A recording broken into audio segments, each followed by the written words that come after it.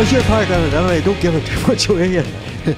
I just don't want people to know the truth that there was a Banshees of Sixtowns and it happened in 1984 in the Sixtowns Community Parochial Hall. Isn't that right, Tommy? Just about. Just to put it on record out here. So, hello and welcome, Tommy. Thanks for coming in as a guest on the Voices from the Sperrins podcast series. We're going to chat today about growing up in the mighty Sixtowns, your love for the GAA and life in the stage and scores and in many community plays. Thanks very much for coming, Tommy. No bother at all. Thanks for asking me. Thank you. Tommy, so what I should say is I did go to school with one of your brothers, Vincent. And so I suppose for people out there listening, if you want to give a wee bit about yourself and your family, the size of your family. And I remember your mother being in the town when I was younger. She was a smaller lady, like my own mother. So tell the world out there how many of a family was in the McKenna clan. Well, and you can name them if you want. Well, I might not be able to name them properly, but I'll only start off with a wee line that I always have in my head. By the steep craggy race where the hazelnuts grow, from the top of the hill to the valley below, where the heatherbush shelters the hare in her den, there was my home at the Tullybrick Glen. And that was Jody Barnett, and I'll never forget it. I'm the eldest of the McKenna's, eldest of 16, 9 boys and 7 girls. Sadly, I lost my sister a while back. Believe it or not, number 13 in the family. Just 13 a lucky number. Well, it doesn't seem like it. So that's it. My mother was born and reared in Scotland and was the only girl. What part of Scotland? Glasgow. That name rings a bell. We are cousins. Yes, fair enough. Yeah. But she was there where how she got to Scotland was her mother was from Lisson and her father was from a place called Ballinasolace, and they cleared off and got married and lived in Scotland and raised, I think, maybe 6 boys and 1 girl. My girl being my mother. So she met my father. Well, at the time he was only like a man out walking the town. Met him in Cookstown, and it went on from there, and they've reared, which you call them now, the Tullybrick Warriors. Yeah, the name is yours, it can't be taken away. But my father would have been working in forestry for years, and he also had a tractor and implements, and he would done work in the company mornings before he went to work, and evenings when he came home, and done all the maintenance himself and that, and maybe that's where the mechanic side of my brain came in, was watching him and helping him. From a young age? Out of the 9 boys in the house, 7 of them at some stage worked at motor vehicles. There you go. And my younger brother Vincent and you would have been in school. So and your brother Stephen was a mechanic. Stephen was a mechanic, and Sean was a mechanic, and Stephen, Sean, and Jared would have been. He went to Dublin, and we worked at Ripperstown, John McCluskey's one time. But we were all mechanically minded of some stage or another. Yeah. I don't know whether it was to do with watching my father or maybe watching me. I don't know. Well, you got inspired by it. And definitely them days, and I suppose in them days, if you're looking at even the structure of the old tractors and all that there, you were learning from an early age what has now become classic tractors, I would imagine. Well, at one time, they were lying in fields and the gypsies were taking them away and breaking them up for selling for scrap. Now a tractor is a collector's item. Yeah. It's valuable. And so going back to them days, you were saying about your father, he sounded like a hard grafter, Thomas. He died when he was 63 years of age, and we thought he was an old man. Yeah. But he wasn't. Yeah. But he was a hard worker. In them days it was hard work, and I suppose in them days at that age you would have maybe thought, well, people talked about that was a big age, but now look, people are living up to the 80s, 90s, even in their 100s, so it's a different time. Well, he did work hard, but he also took time off to go and watch Derry playing football, and went to football matches with local men around here. And how had they got to the matches? Well, there's 2 means of transport I can remember. There was, first of all, Leo Kelly here, that had the filling station, had a Bedford minibus, and he had a load to every Derry match. Doesn't matter. Casement Park would have been the big place. Health and safety wouldn't have been something in them days. No seat belts, no nothing. Just curtain each other around the corners. And then later on, after that there, they called him Jimmy the bus driver, James O'Kane, like Joe Kane, Brian Kane's father. He would have had a big Zephyr, Zodiac or something, and he would have been he would have handpicked crew, and they went to him. And the night before the match, the shoes was polished, and the shirt was out, and the Aberdeen coat or the Macintosh was all there. Everything was ready for the match. You had to look slick. He was a proper day supporter, and I never heard him open his mouth or shouting anything at anybody. And so, in them days, I suppose, there wouldn't have been that many vehicles about. Not really, no. There was no thing as a bus load that time going to a match. But John McQuiggan, the taxi man, had been going that time? Well, he wasn't. He probably was going, but he wouldn't have been anybody that... My father would have had... Leo Kelly would have been one, and Jimmy O'Kane or James the bus driver, they called him. That was the two, and they would have been like... And they had their clientele and whatever, and I would have got to some matches with them. What age would you have been then? I would have been somewhere between 9 and 12. I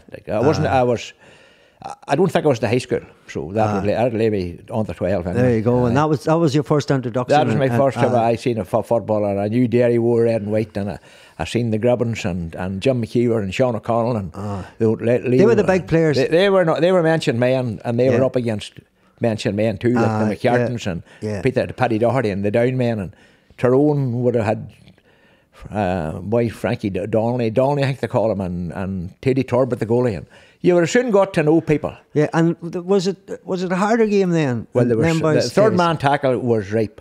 Yeah, you could stop a man from running by you if you wanted. Yeah.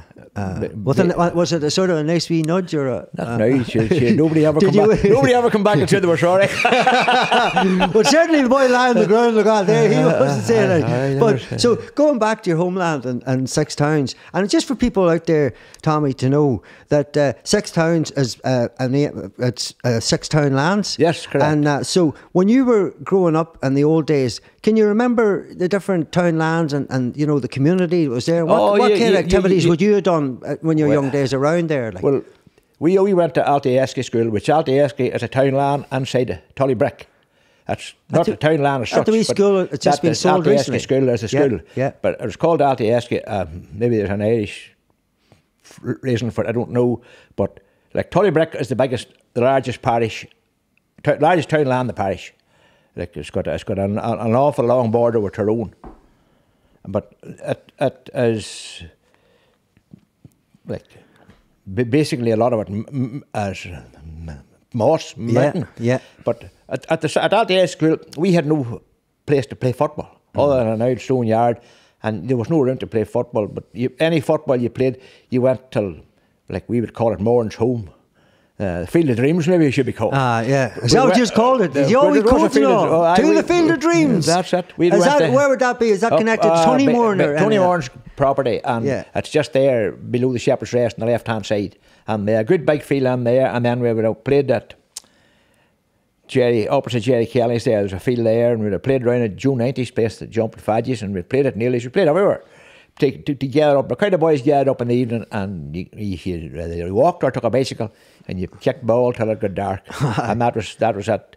Till basically then, when you left primary school, then you went to the high school, and then you got to a proper pitch, and you knew what it was about then. You started there, and you worked your way up from like schoolboy age on up through minors and whatever, till you eventually were good enough to play for Ballinascreen seniors. Yeah, and I suppose when you were up in them fields, like we were chatting earlier on, and you were saying in them days, like there was no sort of television as much. Yep. And would the radio been something your parents would have listened to? Well, I know we had a radio, and it needed a wet battery, as they call it. And Leo Kelly would have charged that wet battery, and that battery had to be charged and ready for a football match on Sunday for my father to sit with. What way does that work? Explain that to the people out there. After the days of the wet battery, there was a dry battery, which you'd be bought. Was that a sober battery and a drunk battery? I don't want your thing. If that battery wasn't charged and ready for a match on Sunday, and television airing on, or radio airing on, and you listen to Michael O'Hare, and that match had to be like battery had to be right for them. Radios had we had no TV. I remember that we were in Tullybrick a long time before we had a TV. And I can remember as well, Emmerdale Farm was on, and the Ripplesdale Viaduct is a thing they show before the show starts. She had big, massive, big bridge with all the arches on it, Rappersdale Viaduct. And our neighbour up the road from Stonehill, Joe McKenna, come on, and I remember him looking at the television. And he looked at it, and my mother says, "Oh, what's wrong, Joe?" He says, "Do you see that bridge there?" He says, "I slept under it." There you go. Because he worked in hay harvest in Yorkshire. There you go. And like you're going from one farm to another farm. Was that like farm labouring sort of? My father would have went to the hay harvest there many years ago, in the early 50s, I'm sure. And he would work for this particular farmer. And he would say, "John, you'll be back next year. If you have any good workers, take them with you." So he would take a man with him. But if you went at the start, you had to go to a hiring fair, and there's one in Hawes and there's one somewhere else there. I forget the name of it. What was, sorry, just for people out there listening, what was that? Was that where just people just gathered to find work? And the farmers come in and they would say, "Can you cut with a scythe? Can you make hay? Well, will you be willing to work for X number of pounds a week?" And well, beggars can't be choosers. But once they got a farmer had we call a hired hand for them in a month during hay making time, they might have been other sideline jobs for by farming. But once they had made the hay for them and they were finished, they could have got the boat back home again.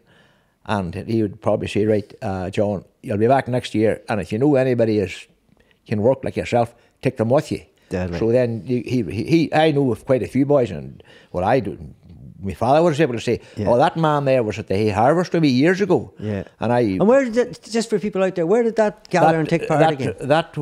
Where he worked in North Yorkshire. Yeah. And with the name of the place, there's High Bentham and Low Bentham. Yeah. That's the name of the two areas that he worked. Daddy had a sister lived in Colne, Lancashire, and that she would have looked after him till he would have got the lodgings. But the lodgings you got, you were probably sleeping in a barn. Aye. You had no 5-star luxuries. Well, people wouldn't imagine that now. Had to go there. But and that goes back to, I suppose, Thomas, that for the likes of your father, he was a hard-working man. Aye. He was putting on the graph for yourselves, a big family of 16, as you say. Every shilling was needed. Every shilling was needed. Yep, yeah. And so your primary school days, you mentioned there kicking the ball around and all. Was there any kind of infrastructure in sport in the primary school, or can you remember anybody that left to go to St. Columns with you? I tell you, you didn't learn much about sport in Altieski because the master was not interested in any sport at all. Not at all. And the schoolmasters actually was my godmother. So I was getting paid to play in her room, but no, you went to the master. A warm ear wasn't a common enough thing. I wasn't. You came from 5-star into the bad corner. But when you went to the high school, it was a totally different new life. What was the high school like back in them days? Because it wouldn't have been. Could I just say it mightn't have been long built when you would have been done? Is that right? I was there the first year it opened. There you go. So you want to talk about that time and what it was like for the town? Was it exciting to know that there's this big secondary school about to open? Well, for a start, you were meeting people never met them before. Or whatever, and the school teachers there, I had great time for them. Like there would be Johnny Spillane, Master Lawless, Master Bryson, even the lady school teachers. If you were willing to work, you got the chance. Like Alfie Kelly would have been my maths teacher. I hated maths, hated it, till I went to Alfie's class. I thought this is a totally different way of teaching people than I was taught. And then you went to Johnny Spillane, and then you had the football through Colin O'Neill. Yeah. And Master Seamus Kelly would have come in, and then you had Tom Maguire, Peggy, mountain of teachers. And all thought it was great to get to a school like it. And then it got you into football, drama, and like you learn more about society, and then you met the town boys. What were they like, the town boys? How would they match up? You know the way you come from Sixtowns and all these tiny boys, they probably think, boys, there's the country boys. They must have thought a lot of me because I was playing for Cahor soccer team. One side had a team, Cahor had a team, Danoid had a team, and I got a place on the Cahor team. Fair play. That's where I love myself now. There you are. And that was good. And you were saying there, and when you went to St. Columns, I suppose, that gave you an opportunity to play in a pitch. That's right. And like you already mentioned, a few great GAA greats there on the early of the conversation. So who would have been then putting the teams together then around this area at that time, or in St. Columns? Well, Colin O'Neill would have been the charge of the football. He was woodwork teacher and good at his job. And I made some very important things in that class, because my father says, if you should make less of them old rubbishy trays and stuff and make yourself a good barrow from the moss, fit you better. Did you make a barrow? When I went to Colin O'Neill, and he says, if you supply the timber, you can make it. So I made 2 turf barrows for the moss, and they're still in Tullybrick yet. That's amazing. So if you listen to your elders, they'll learn you. But as far as football goes, you were once you got on the school team, and you were making a bit of progress at that, then like Colin Murray, Charlie Bell, some of the Herns, like they would have been Ballinascreen people. They would have been, who's your man any good at football? Not so bad. Then you'd get the call. Come down to the park and sort of night. You might get it on.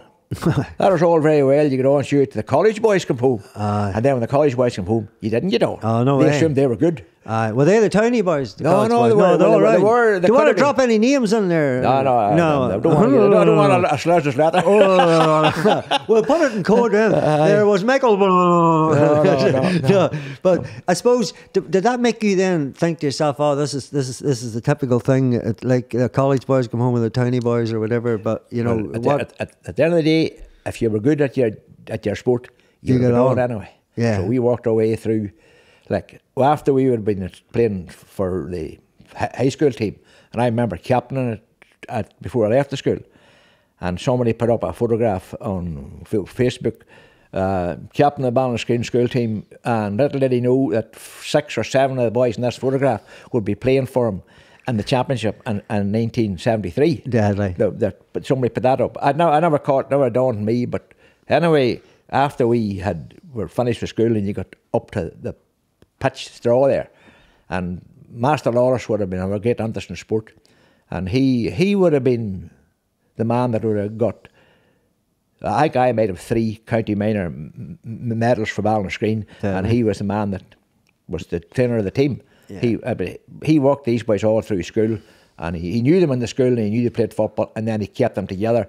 And from then on, we worked our way through schoolboy, and then minor, and then you went into the Ballinascreen seconds, and then you worked your way up onto the senior team. So you come through a phase. Yeah. There was players who could just jump from maybe minor onto senior. Yeah. There were certain players good.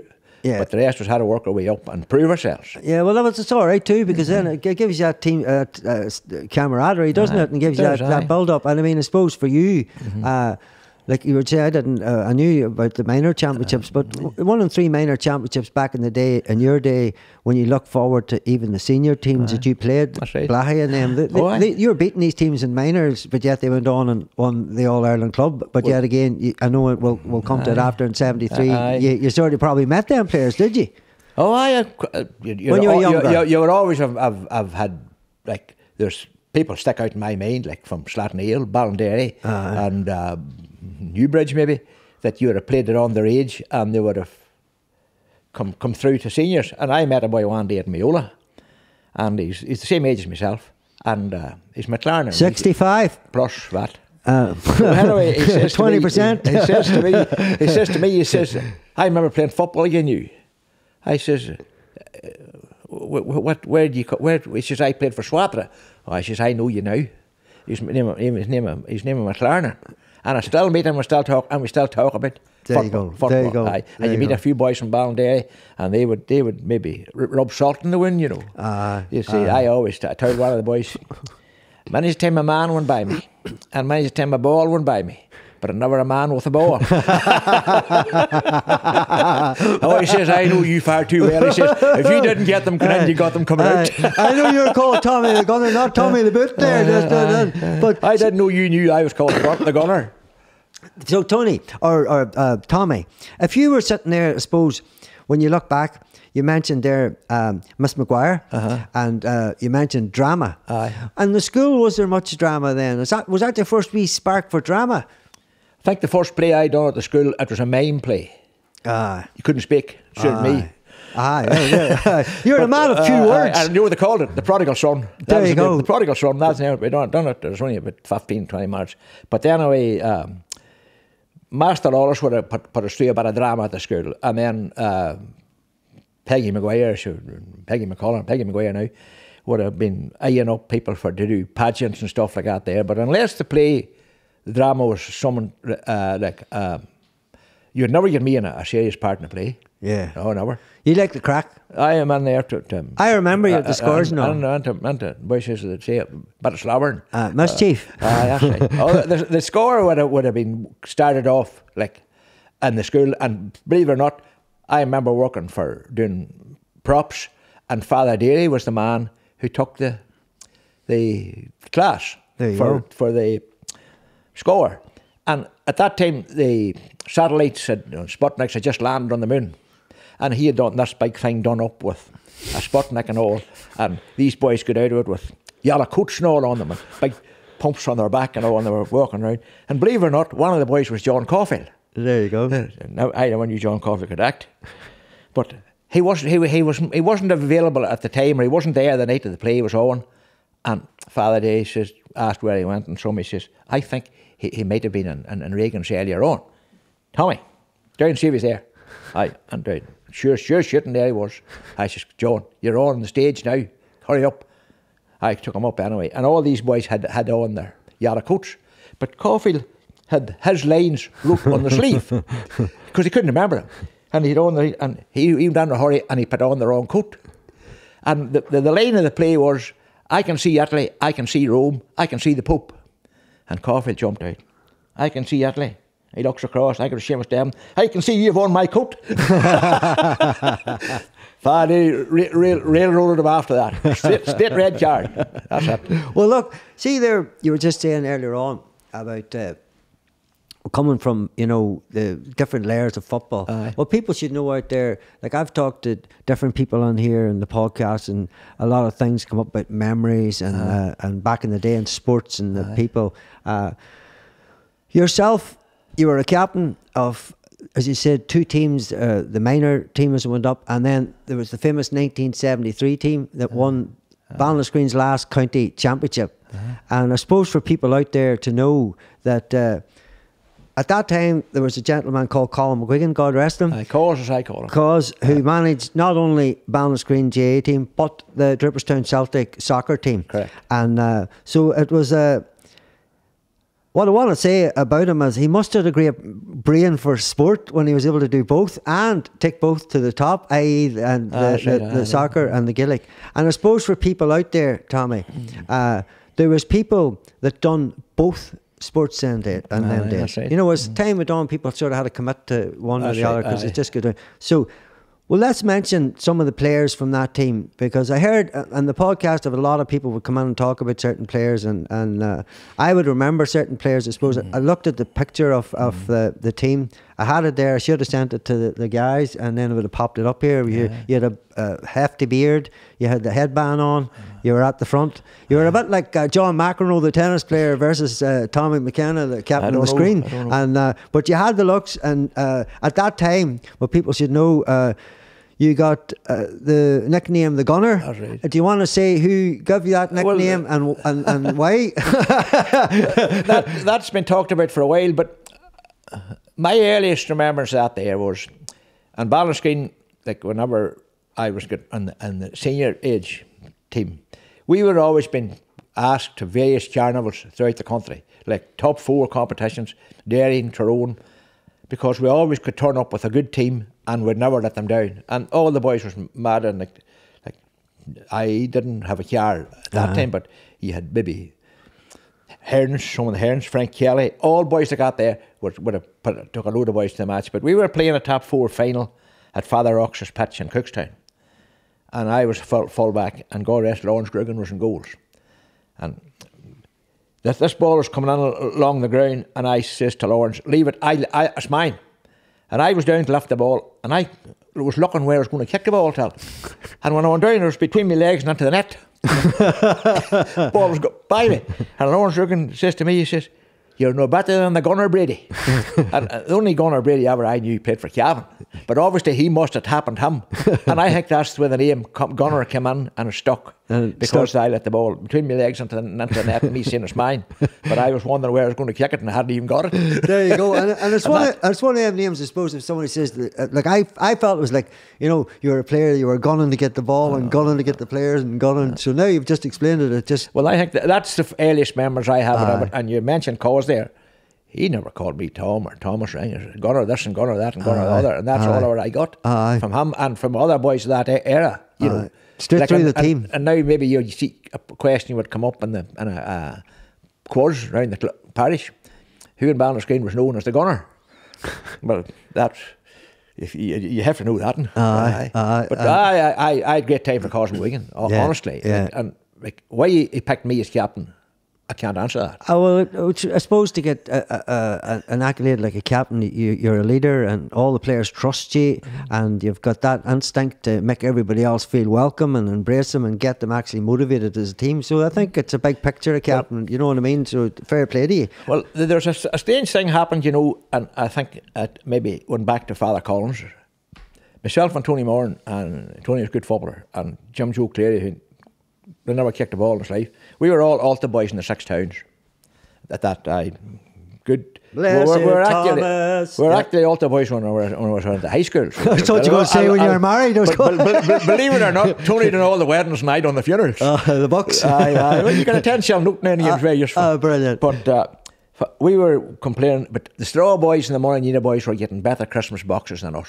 Right. We heard they were getting 5 bob. All we were getting was half a crown. But Father Collins must have heard about it. So one Sunday after Mass, he says to Tony Moore and myself, he says, you boys be at the top of Tullybrick around 12 o'clock. He says, I'm taking you to a match today. We had no idea where we were going, but Father Collins landed in the car and Joe Coyle, Matt Tammany, Paddy Murphy, himself and Tony Moore and me got in. Well, there was 2 or 3 rosaries said on the way to the match. We ended up in Breffney Park in County Cavan. St Columb's College Derry was playing St Charles Tuam, and Father Collins' nephew, Dolan, was full back. So he took us to the match, and we got our tea and sandwiches and all when we arrived, and 99s on the way home, and more rosaries. And when we got to the top of Tullybrick, I get out and I says to Father Collins, how much do you owe you? Not knowing. He says, you pair of boys, he says, you stick to the football.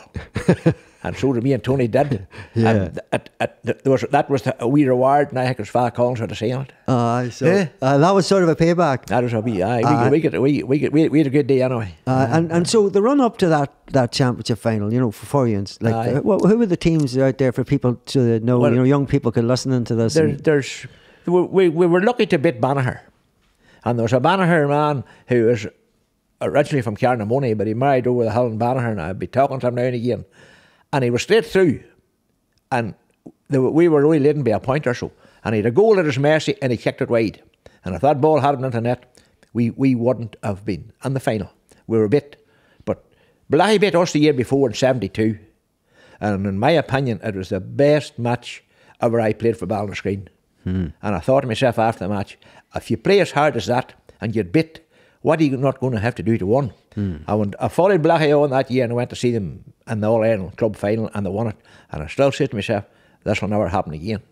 But during that time of the Ballinascreen going up, we always, every Easter, went away for an Easter trip. The Master Lawless organised in Galway.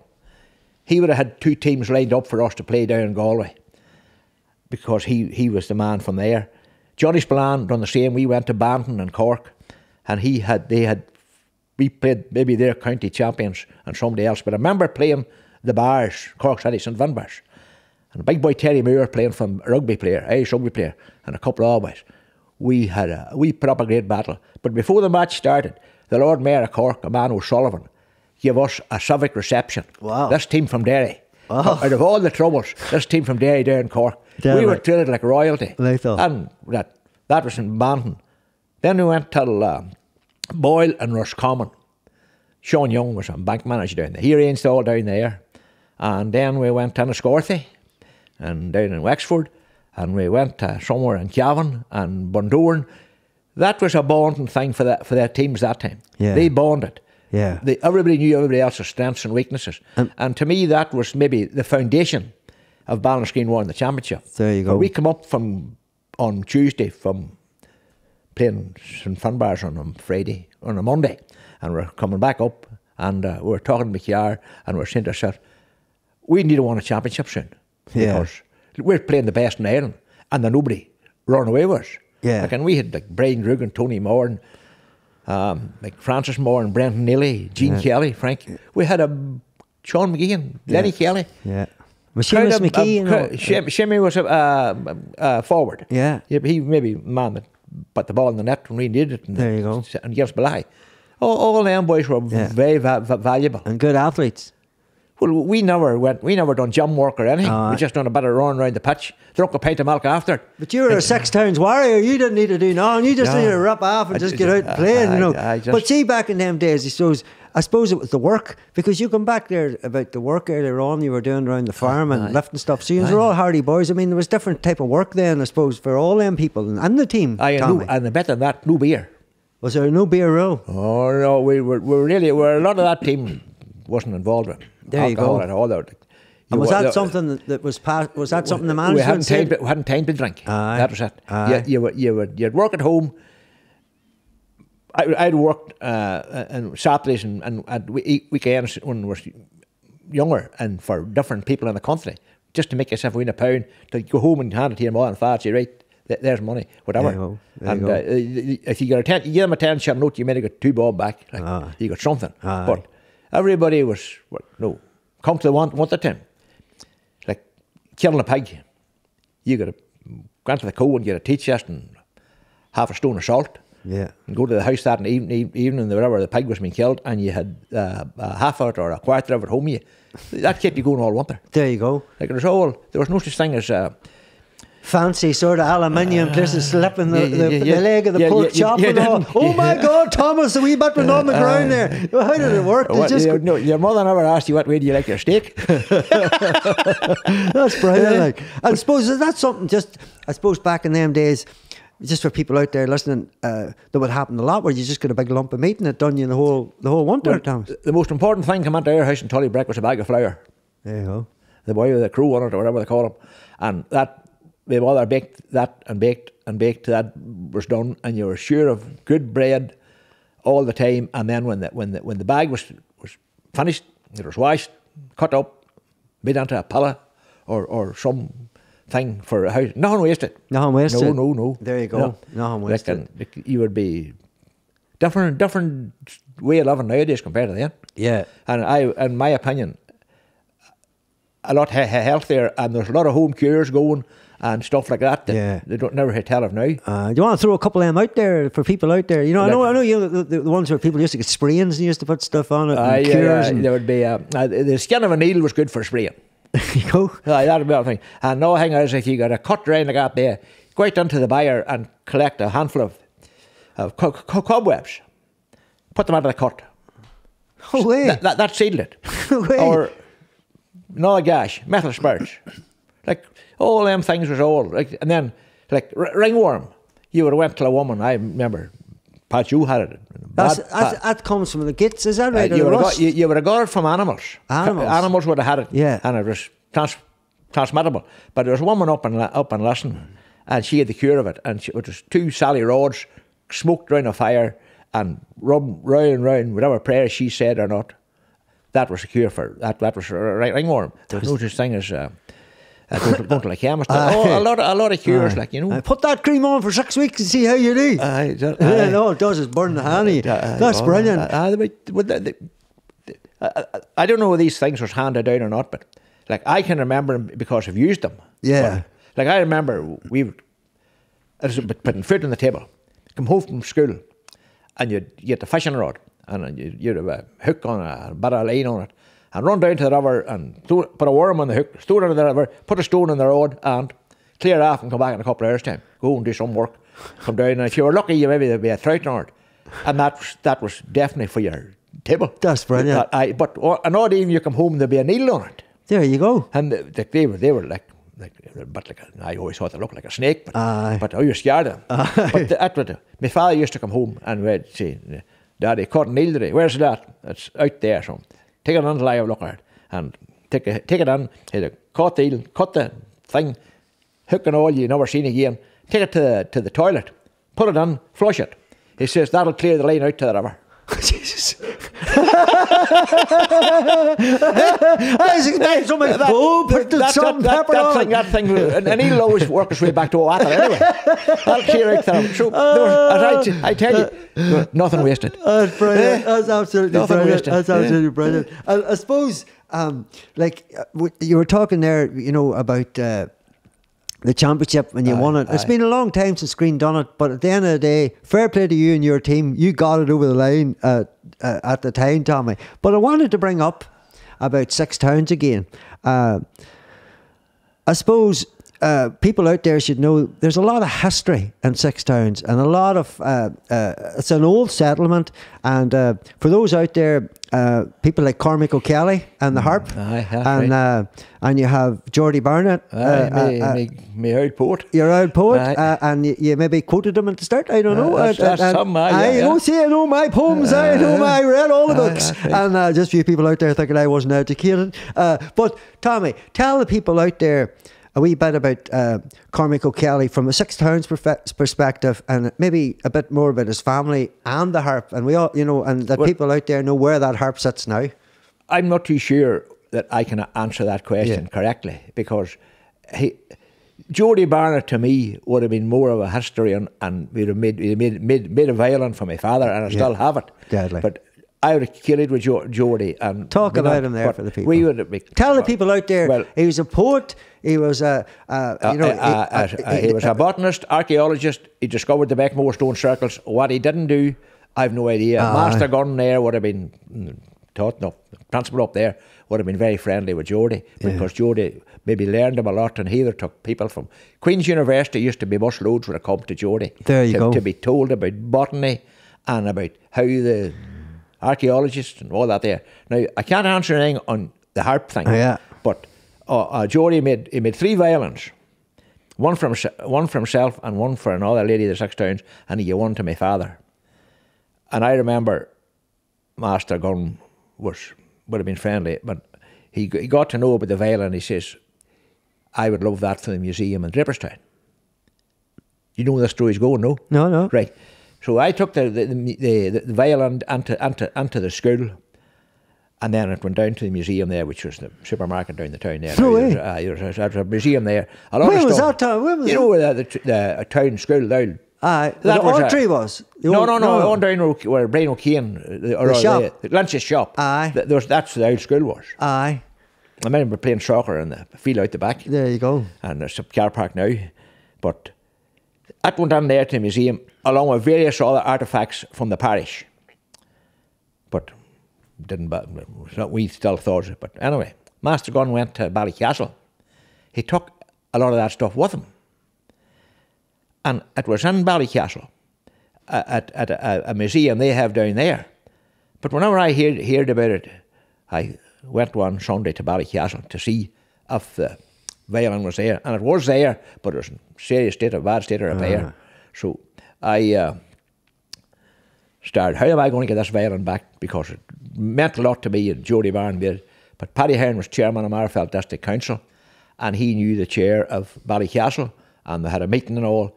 But he says, right, this stuff belongs to the people of Ballinascreen or whatever. I would love it to go back. The workspace where Patsy McShane and that society took over, they took all the stuff back up from Ballycastle, showed it in the high school, and I went down and there was the violin there, and I had the violin ready to head out the door with it. And we're stopped. You didn't be thinking of taking that way. I said, it belongs to me. They says, oh, but hold on a minute. We have to do this the proper way. You'll get it, but you'll not get it tonight. I did get it. And fair play to the McShane and all them boys. Did you put up a... Didn't use that time. You say, I'm the gunner. I am the gunner. But anyway, that's how we got the violin back, and then there was a man at Tower Moore restored it and all, and I have it sitting there. Lethal. And so back in, you were saying to me about there used to be a lot of Cayleys in his house. Jody Bardwood had a fiddler's night in there. Was your father and all go to that? He would have been a fiddler there, and he had an accordion with him. And at that time, the Sixtowns band would have been going, and there were a few boys would have went with accordions and all that. And you'd went there, and Jody would have telly lamp going, that of it, and a big fire blazing, and the scabby head loaf out, and a bit of butter, and a cup of tea, and that was you. So that just nothing fancy. There were no Paris buns or nothing like that. No, there chopped top buns. No. There was no elusive cakes. The basic. And was now, and saying that there, was there the liquid fuel? Was that there? No liquid fuel. No. Maybe a bit. Not that I'm telling people this is potching we're drinking or anything, just so people be aware. That's it. I never even noticed that last year. I'm getting a wee bit tipsy, Tommy. You're harder than me because you're a warrior. That's going to look good home. My heels just come flying out my butt there. What there would have been maybe now and again, there would have been a half a dozen bottles of Guinness, and the tap took off and put out the fire. Old style. Old style, and whenever the froze starts coming out, that's when you drunk it. And that bottle of Guinness was full of iron. So, tell that again. Take it off. Most of the time, the Guinness was bottled down Bradley's and Colin Des Martin. Corks in the bottle. Deadly. Take the top of the bottle and put it beside the fire. Turn it all time now and again. The heat, the fire would warm the Guinness, and the froth would come up and come out to the top of the bottle.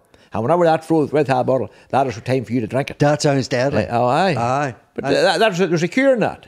Was there? Oh, it had to be. Oh, it had to be. Aye. Well, many a man has loved and told the tale of the old dark stuff, you know what I mean, and coming out of the cure. But in them days there, I heard about that because I remember Davy Kane telling me about putting the lids and all, the machine. That's right, aye. And so nowadays, you've got Guinness there, for instance, and it always has to be cold and flowing and all that. So what was the difference then in the old days? The people liking it sort of I would didn't say mind it hot or... I'm talking the olden days, not that I'm ancient, but there wouldn't have been a house that wouldn't have had half a dozen or maybe a crate of Guinness, as the boy says, onto the kitchen bed. There you go. And if a neighbour come in, there's a wee treat, there you are, a bottle of Guinness. But there were no hard stuff like. None. No, there was a cure in the Guinness. Aye. I do believe that. Aye. Still to this day you believe in it. I can see the wee glint in your eye. You still believe in it. For me now, is there a wee holy one before you take it? No. But so I suppose if you were thinking about, we were chatting about Sixtowns again and the Drama Society, because we were talking downstairs about in here in this building drama going on now at Glasgowbury, and you were saying about some brilliant stories about, just for people out there listening, that especially people listening to the podcast, Tommy, from out and about, because there's other people who are listening into this all around. Could you want to talk about the Sixtowns group? You said to me about a wee tour you went on in the different town halls and some of the structure that used to happen back in them days. There's no point in having a community hall not using it. Yeah. And there's plenty of people that would be interested in drama, and people would want to get out of the house to see something different. But Marlene Flanagan, or we call her Marlene McSorley, would have wrote plays. And she'd say, I have a play wrote, we'll have a meeting now some night, and Marlene would say, I'll put the bones on it, you put the flesh on it. So we had basically the play, the plot, and the ending, and then we would have filled in what was one of the best ones we had was the Greedy Grocer, which was, I was the Greedy Grocer. And do you remember the lines from it? No, do you not? But anyway, to make a long story short, we would have done that locally, and then somebody would say, you take it up to Greencastle, do it up there. Then we went to Omagh, Strabane, all round and Cookstown, and that. We'd got great turnouts, and then there was a lot of people that asked us. They got the money at the door, they sold tickets or a raffle or something, and it was money for some funding, whatever they're doing. Yeah. But we were getting the crack out of it, and we'd always have got a meal after it, and a glass of whiskey maybe if you wanted. A wee tipple. Marlene done it, and we had a great group going. Unfortunately, a lot of them have passed away. Who would have been in that group? Just for people listening to them. Joe Brunton would have been passed away, and Rosie Church would have been one of them. Yeah. And then Joe 90, Joe Bradley would have been in it, and myself, and who else?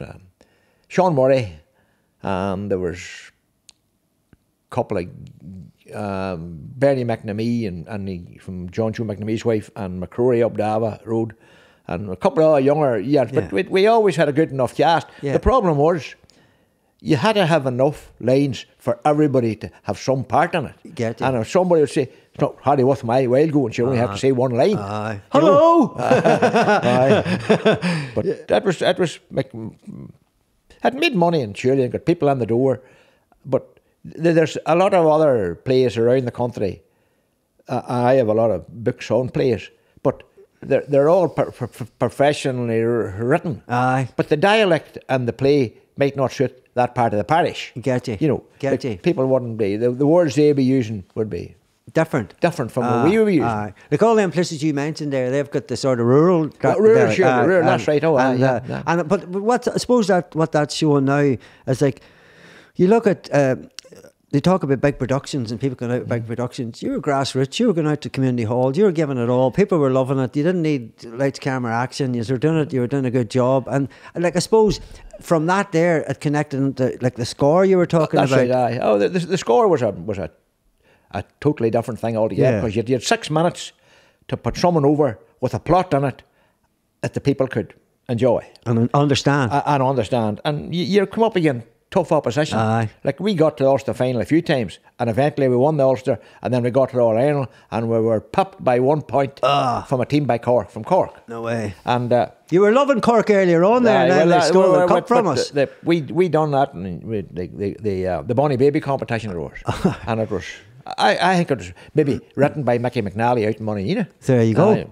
But we were bit by 1 point, and Seamus Kerrigan was the man that took us there. But Ballinascreen would have been on that score with dancing, recitation, various things. Yeah. But Seamus Kerrigan went and demanded the notes, the judges' markings, to see where we went wrong, because we got the place was coming down. We were laughing, we got it all done, and one of the adjudicators says we couldn't understand what they were saying, and that's why we were low marked. But could you understand what somebody was saying from Cork? No.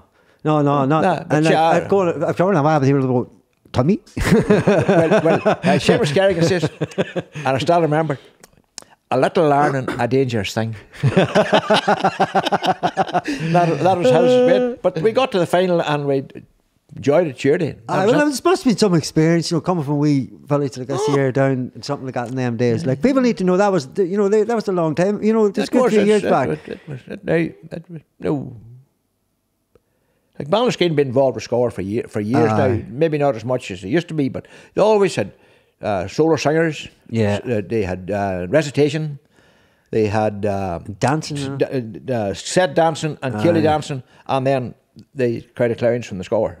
Did you do a bit of set dance? No, just how they walk around and dance. You like the crack. You like the crack, but that dance is not my strong point. Tell you the truth. No, and you're looking at me. I'm the same. Don't worry about it. You can't be good at everything. I'll get there with dancing. And so, look, talking about in your life, and you have a family yourself now, Tommy, and they're growing up, and you were telling me that you're still working into your later years. You tried the golf one, but it didn't work. Yeah.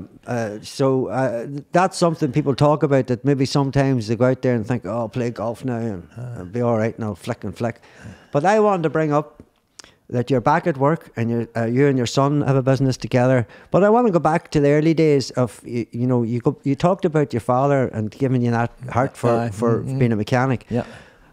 Sometimes I used to go out to the Wooden Bridge, we call it, when I was younger, and I'd always look in at the garage, McSorley's into the left, and you would have seen some pretty cool cars, like Porsches and all these fancy cars, and I often wondered, like, I knew you fixed them, and but what I didn't know was, like, you also then the man that owned some of them cars, Paddy Hearn, you went on around a pile of places like Monaco and different places. We'll talk about that in a wee minute.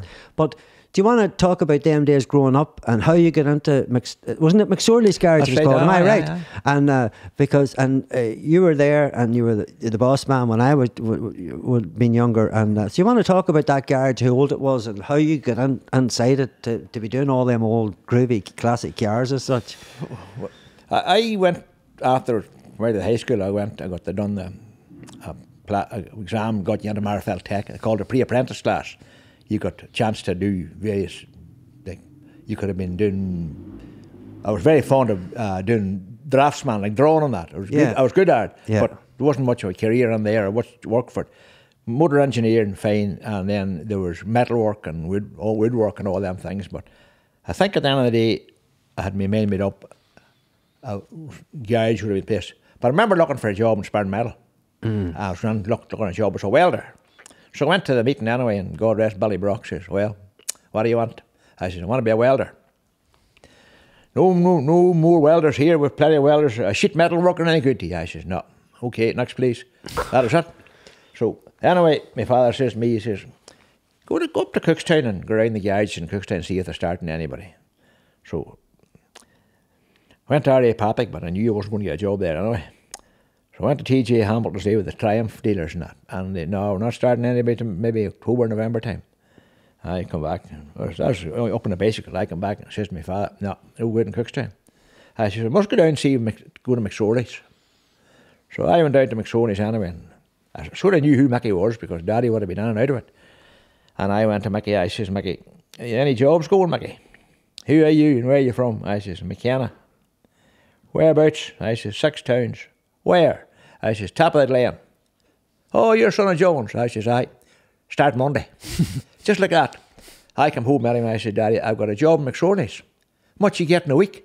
I said, "I never asked him." He says, "You went looking for a job and you never asked you get in a week." I says, "I'm starting on Monday. That's all I need." So I went there on a Monday, and Mickey says to me, he says, there's a theory class here. He says, you have to go to Coleraine Tech once a week now, he says. There's been doing the practical side of the mechanic, and he says it's fine, but he says, if you do the theory, you understand the workings of things, and you do it.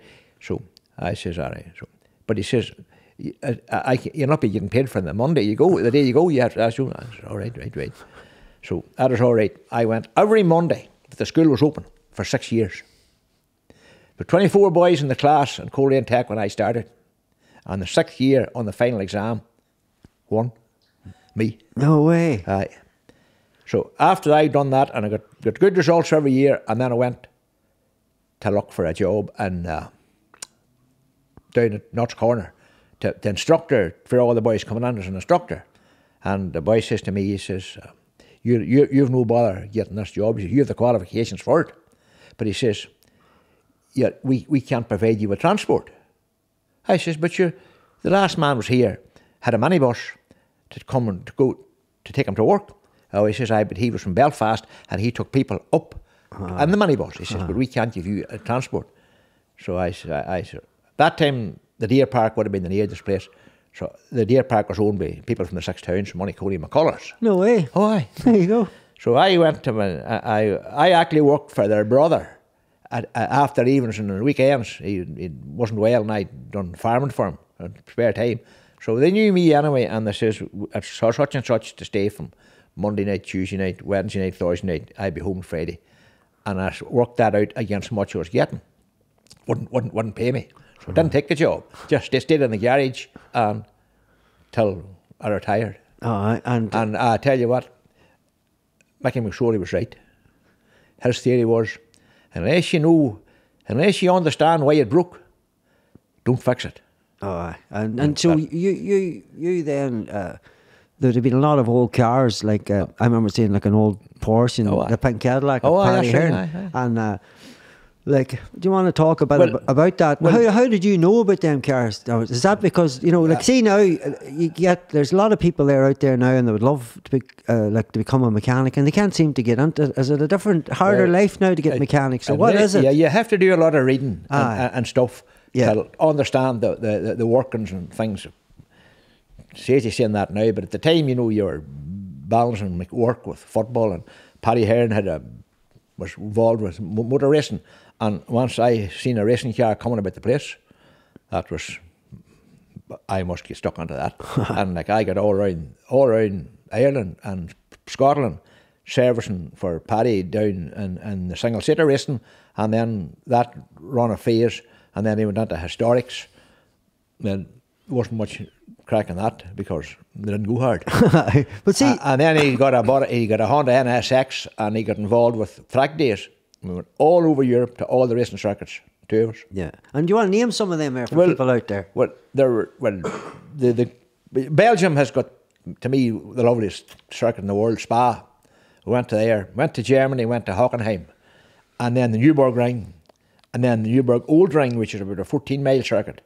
And the amount of people be killed in that circuit every year because you pay a fee and you get on, and it's your own responsibility. So you just motorbikes go. now, you go as hard as you can, yeah. but you have to understand the circuit because there's carousels on it and stuff like that, and you have to. If you want a carousel, you stay on it. You don't come out of it. Yeah.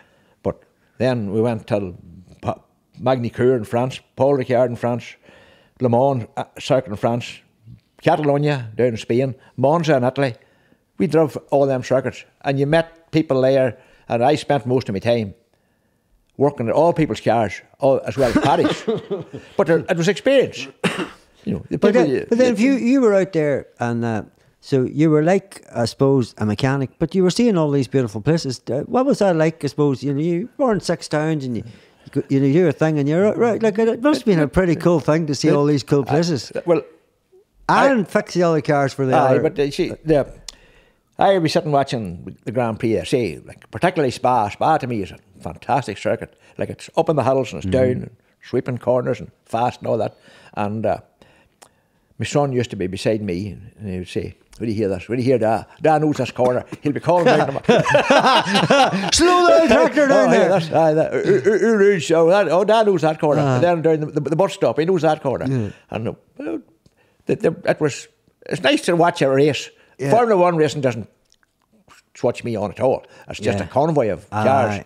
But looking at the circuit, and I can everywhere we went, you come back with a memory of it. Like, it's like them Easter trips we went on. Yeah, I could tell a story about every place we were. And funny, I was talking about to a boy last night, Joe 90 as I call him. He's 17 and down Tuesday, Joe.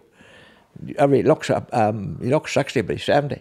No, is that age too? Yeah, Joe's 90. Joe 90, 70, believe it or not. Just for people to know out there, this isn't some kind of trick. The man is not 90. His name is Joe 90, but he's 70? 70 on Tuesday, he says. No way. But we were down in Kilkee in County Clare, and we were playing. They were maybe the county champions of that club, that county there. But after the match was over, we weren't far from the beach in Seaside, so that's what we'll go and have it up. Had you clothes on? Hope you had clothes on. I can't remember. We weren't skinnied up anyway. That's what you want to know. That's all right.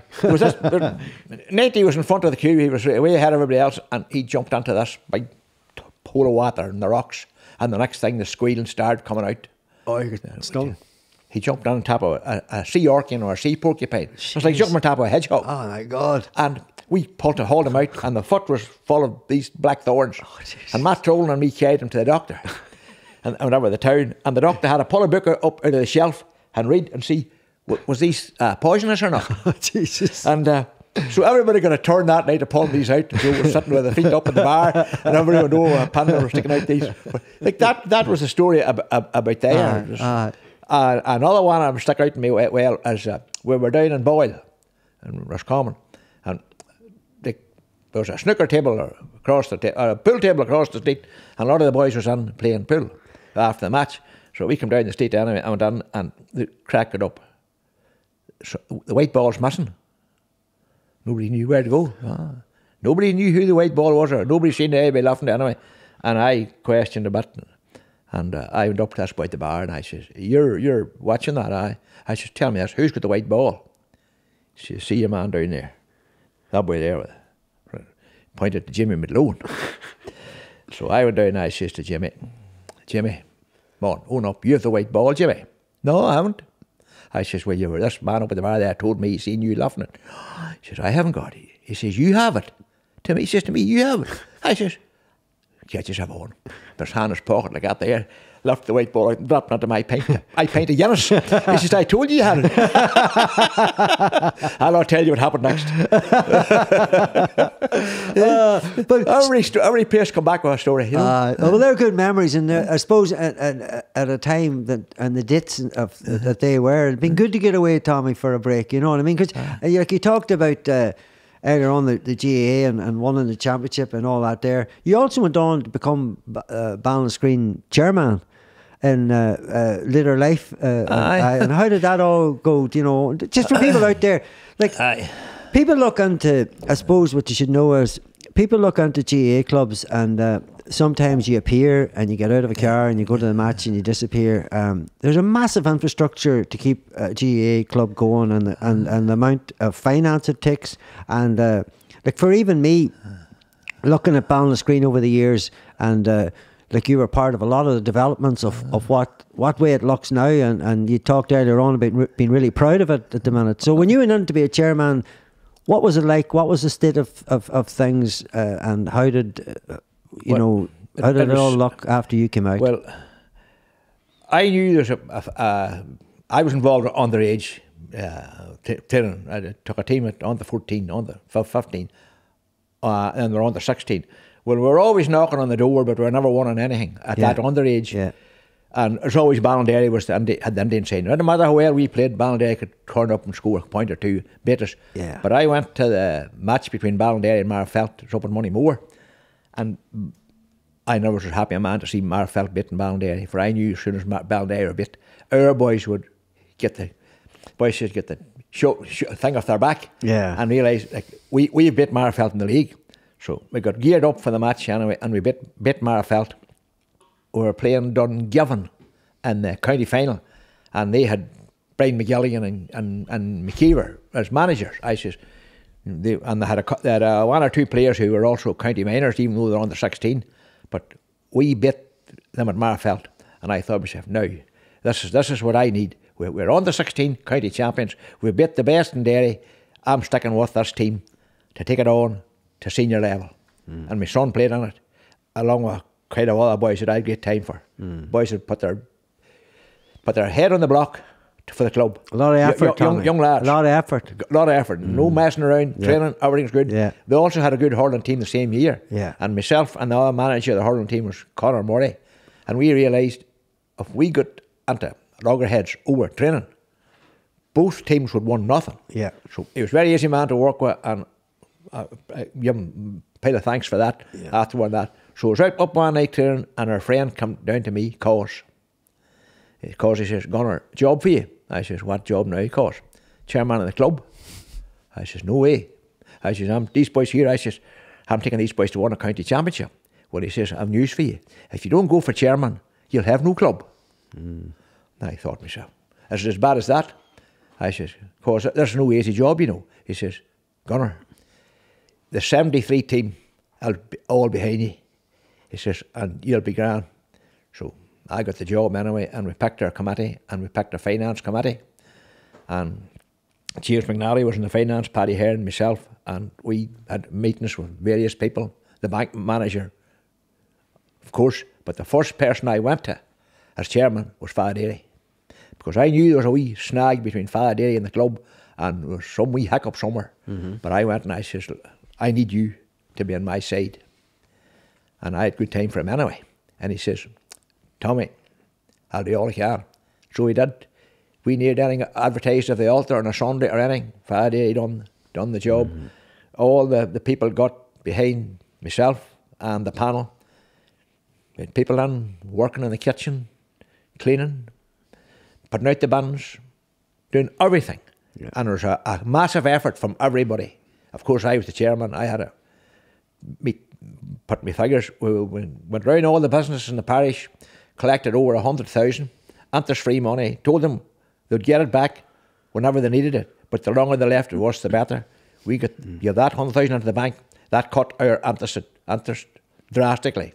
So we're working for money for ourselves, not for the bank. Yeah. Various functions was run. One of the boys come up with a pile of Gareth Brooks tickets, sold them, and the club went on, score, and underage, feel it, everything went on, and I had a health breakdown in the middle of it. But the wife... Was it tough? It was tough, Tommy. I swore the money was mine. I was in debt, not the club's. Because you felt that much. I felt that. You had that feeling, and you're a true GAA man, and you feel it in your heart and bones. And that's when you took on that role was bigger because you had years of conversations with all the different people that you had come through on that pitch in Dean McGlinchey Park, and it was important that that park stayed alive. And stayed alive. What you've done is you created it for the future generations. Aye. And then, like, Father Daly was a great move to make at the start, because you got the parish on your side, yeah. You had PP on your side, yeah. You were half roads there. The only other man that I went to, I juked in to have a word with him, a sergeant in the barracks. Went to see him. Well, sure. First Sixtowns man to talk to a sergeant after me. There was a lot of people who would have been saying, like, you know, we had to have if we were on a function, members had to sign people in, and you had to keep a book. A whole lot of stuff that I never even knew existed. But had to get him on my side. There was no bother. But I had one very scary moment about it. A woman came to the door one night, and she's a neighbour. She was up visiting her brother's grave in the graveyard. It was late at night, and she came down to me and she says, I was up there visiting, mentioned the lad's name. She says, I seen strangers in the graveyard, she says, and I didn't like the look of them. She says, and they were pointing over towards the club. I says, well, she says, I just want to tell you, she says, them boys are not from around here. So I went to my man in the barracks again, told him. He says, nothing much I can do. He says, keep an eye out and all that. I says, I'm a bit worried about it. I says, but anyway, have to tell you, I would say it wasn't 6 weeks after your boy Blackie Chairman was murdered. Wow. That was scary. There you go. That boy Brown. Yeah. I thought myself, was like, Sean Brown. It could have been anybody. Yeah. But that lady come to the meeting and she says, well, like, that was a scary thing to happen. But yeah. You know, there's more other things happen too, but you know, it wasn't to do with GAA. Yeah, the GAA is not about that. The GAA is about community and that's sport. Right, but it was just that time, Thomas. Well, it was just that time. It gave me a bit of a shock to me, I can tell you. But as I say, then we went on from there, and I got done my term as chairman, and then I got James McNally in, and James took over, and James done a lot of work for the club too, including purchasing ground and providing money and doing a lot of work. And then the next thing after that was Lawrence Dairy. 3 boys from Tullybrick, one after the other. 3 warriors. 3 Tullybrick warriors. It took 3 warriors to get the GAA where it is today. You walk around that pitch now and go around that walkway and see all the lights and everything tarred and marked, and clubhouse working and all that. It's something up again. And at that time I was there, I think there was 26 or 27 teams had to be funded. Wow. Well, I think now there might be 37. Wow. Like, it's money doesn't grow on trees, during that. No, but that's what people should know about. I suppose, you know, like that the GAA and small community clubs like Ballinasgreen and other parishes around, they have to run it a certain way. They have to do it a certain way, and they have to make so much money, as you say, or at all. Like, people should know. If you look back at that time we were talking about there, Tommy, that could have been the end of the club. Even though everything was there, it could have been very hard to keep things rolling, and then all of a sudden it made a slip, but it didn't, thank God. I only didn't say I was working miracles, but I had great support. Unreal. Like, and back to cause again. Like, there were boys on there selling envelopes and selling tickets and all that for the club. Like, it wouldn't be, I mean, a bad week we didn't lift £200 on. And boys that never kicked a ball in their lives. Yeah. And ladies too. Never kicked a ball in their life. We're on that there. And one other thing sticks out in my mind. I went to Hearn's shop one day after I was the chairman, and there was a man on there, he worked in the shop, he's from Ripperstown, man. Lydon, I call him. John. John Lydon handed me a cheque. There was no name on it. It was £300 and some pound, the cheque. And he says there, you take that there. I says, why should I take it? He says, I look a sheep of soil there on Friday, he says, and I believe the club was in a bad financial state. Just take that wee check and throw it on. That's remarkable. That things like that stick out in your mind. That's remarkable. That is a remarkable story. That money was for selling sheep, and there were no name on it. And I just called him JAC, £300 and to the bank. That was from that man there. And that man there reared them sheep, done all the feeding of them, and then give it. That's an amazing story. Well, that's wee things like that stick out in your mind. Yeah, they do. And I'm sure there's wee moments, nuggets like that happen throughout that time. Like, not everybody wants to be seen. Isn't that right? They don't want to be seen. They just want to do it. There was people like that would have. Paul McCormick to me would have been. Every day there's a match at Ballinasgreen, Paul was on the road with a load of sheep or a cattle, and if there was traffic going that road, Paul went opposite way, just to not comply with rules. Fuck me, every time there's a match, I throw Paul McCormick was on the road or something, having. But that was all right. Later on in life, Paul, when he got into retirement, wife passed away too and all that, Paul decided he would run an auction for the club. And he just went right away, any old scrap about the house, maybe a mowing machine, a harrow, some big man, 21 days. Paul was the man that put all that together and done it. And then later on, he would have cleaned out the changing rooms and he would have organised things. And I judged that man wrong. What he done then, that's it. That's it. And he wanted it because he's a community man. That's right. And, you know. He does, and, you know, you couldn't thank people like that enough, like Paddy, Anthony, Toner and boys like that. Yeah. Like, they were retired men, but they decided to do something for the club. Yeah. Don't you go up and out the flags for the match, I'd put them out. Yeah. And like Paul McCormick, or I was buying all the alcohol from for the bar. Yeah. And I would be doing a deal with the boy, and I said, no, if you're a businessman, you always needed to get something for nothing. So you do it by. So what do we get for nothing? So anyway, you buy 6 big litre-and-a-half bottles of vodka. I'll throw you in an extra bottle. Or so many Cokes, so many dozen free. But I always had that for treating people. You could have sold it for money. But I remember Paul McCormick would come in one evening and he's coming back from playing bowls or something, a bit cold rain. And Paul always would have got a brandy from behind the bar, and partner would have got whatever. And Paul, I says, that's yours, Paul, take that away with you. Paul put the hand in the pocket, he pulled out this wallet, he just opened up like that, put it in front of the counter. He says, look at that there, he says, look at that. Look at how much money's in that wallet, he says. And I never love to spend it. Don't let that ever happen to you. And did it? I got the wallet, but they're not hurt. But Tommy, that's the characters. It's community. That's right. And like for the likes of now for yourself, I didn't know this title actually existed in the GAA and clubs, but you're now the president. So I'm not sure she'll go out and nod me. What kind of a... Well, I'm not Michael Higgins now, that's it. You know, oh, there's Tommy. Oh. No, but so what's the role? Like, you had the pressure role of the chairman, and like the chairman now is Damien McCullough, isn't that right? You were telling me earlier on, and good luck to him and his child. And so the president, what is the role there, Tommy? Did you just talk about screening? Well, what will I tell you about the president? I don't no idea what a president's job is. Aye. And I know there's no salary. Aye, that's not much good. But it's funny, in 73 you were captain. 25 years later you were chairman. And another 25 years later you're president. Now I'm looking forward to 25 more to see what's going to be. I might have a halo on, will I? You might have a wee halo on. I'm over the moon about being asked, you know. But if I hadn't been asked, I wouldn't have lost any sleep, because there's a lot of people and the club that would qualify as well as me. Like I had a high important, call them high important jobs. You're only as good as the people coming behind you, and you do the best you can, and that's all I could do. And I could mention hundreds of names of people, and I still see them there yet, and they're still club people. You know? But if you're out selling tickets, most ticket sellers, I'll tell you, the best place to sell tickets is Ballinascreen. They're great people for buying. You'd see lots of different clubs. There's a lot of clubs there. There's advantages of living alongside the road, and there's disadvantages. And as you said earlier on, even Sixtowns, you're very close to Greencastle, Tyrone, and Brockderg. Your neighbours is Brockderg.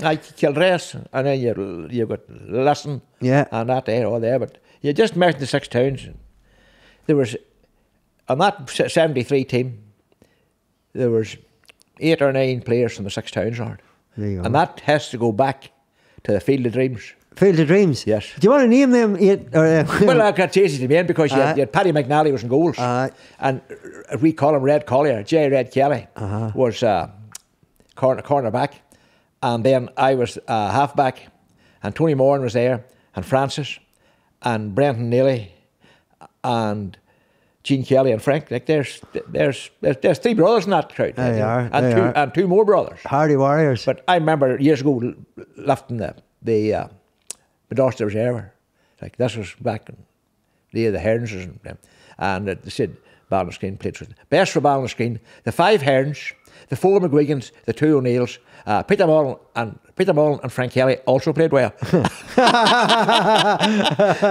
So there's 5 Herns and 4 McGuigans, and then 2 O'Neills, Sean and Colin, and then like that was a close knit team.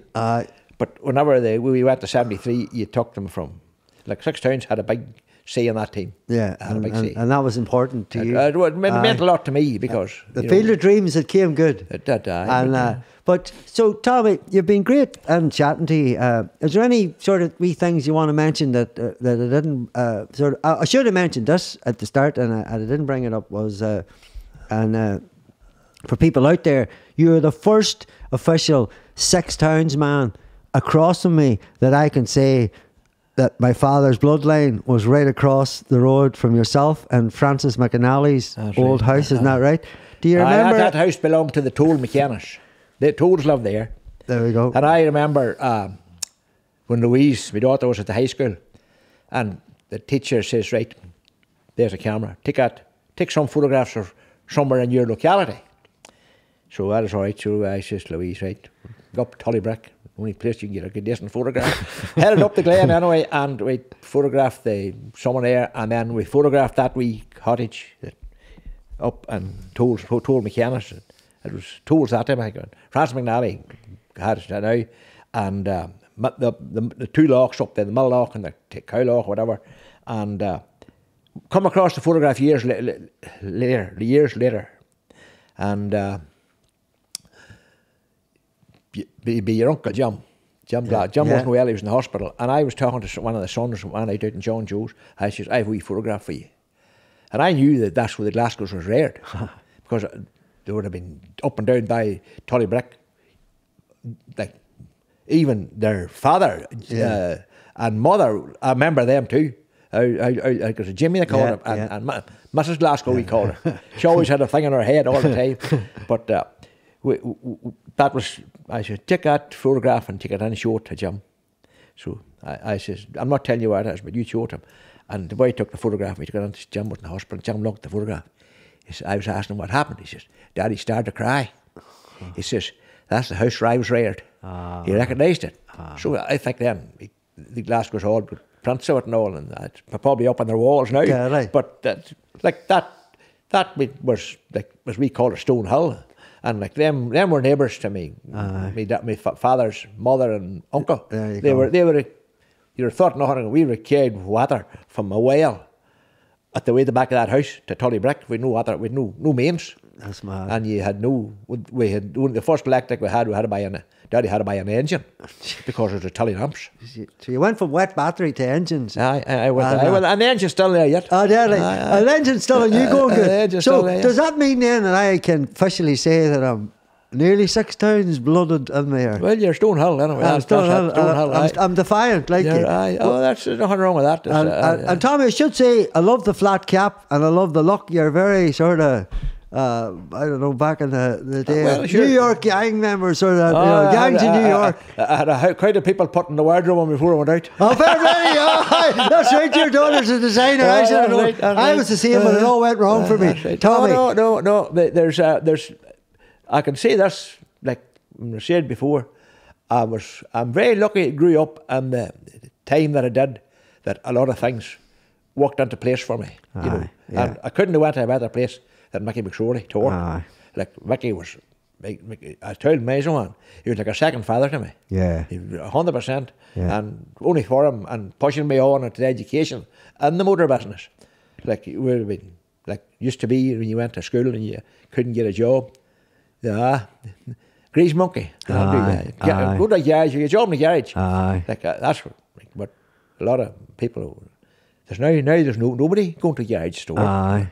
That's mad, and it's strange. Totally different era altogether, but for you, you were happy with your journey, and at the end of the day, you started to go after your father back in the day with them bits of tractors. That's right. You went on and you worked your life, and you're a business owner, a successful man in the town yourself, and you work with some of the greatest old cars in the world. People should know out there, and you also got round the world with being a mechanic. So for the people out there that say grease monkeys, well then maybe they need to take a wee look at your story, because you got around and you look at some. I met some great people. Like I didn't mention to you, but the biggest motor event in the years when I was growing up, when Paddy Hearn in the racing, was Phoenix Park down in Dublin. That was a circuit. And at your road circuit with no particular things, not much put aside for safety. People came from all over England and Scotland and Ireland as well, of course, to drive that circuit in various cars. Even one day there was a Formula 1 car. But I was standing shoulder to shoulder with Eddie Jordan. There you go. One Sunday, we were at open air mass in Phoenix Park, and Eddie was standing beside me. And at that time, Eddie was selling carpets outside Dublin Airport to fundraise to drive a car. No and way. He ended up owning his own Formula 1 team. There you go. That's a great story, Tommy. That's something else there. That's Eddie. He went on to be very successful in the Formula 1. He was, in the Jordan team. But then I suppose if you take it from carpets to Formula 1, there's a big dip in money and finance needed to get it done. Eddie could talk, and he could drive himself too. But standing next shoulder to shoulder, Eddie Jordan, like brilliant, from Tullybrick to Dublin. Tullybrick to Dublin to Formula 1. No, it's good, Tommy. It's fair play. Well, Tommy, you've been a great guest. Thank you very much for coming. No bother. And I should have give you a scone earlier on, but I didn't. You talked about the real flour, and I don't know if them scones I had have any flour in them at all. They're probably the next. Unless there's a crow in the bag, it's no good. I think there was an old magpie stuck on the side of it. Just maybe the same. So, Tommy, thanks very much for coming in. Thanks to Nathan, Stella, and Tierney over there in the background, and thanks to everybody. And I don't want that story about the eels to be used anywhere else now. The eels, no. The eels is all. I can feel it every time I bop up and down like that. And Tommy, thank you very much. And as I should say, if anybody out there listening, you can check out all the voices of the Sperrins. We're on YouTube and we're all on all the sites you can download it on. And thanks very much for listening. And all the people out there, Tommy, that are listening to them so far, it's been brilliant. And thank you to you coming in and telling your story. So all the best for me, Paddy Glasgow, all the best from my team, and all the best from Mr. Thomas McKenna, Tommy McKenna, Tom, whatever it is. Just use the gunner, that's it. The gunner McKenna. And don't be making any weird signs. There's no gunner McKenna. So Gunner McKenna, the legend it is. Thank you very much, people. Goodbye. Thank you. Cheers. Thanks, Thomas. That was brilliant. That's right.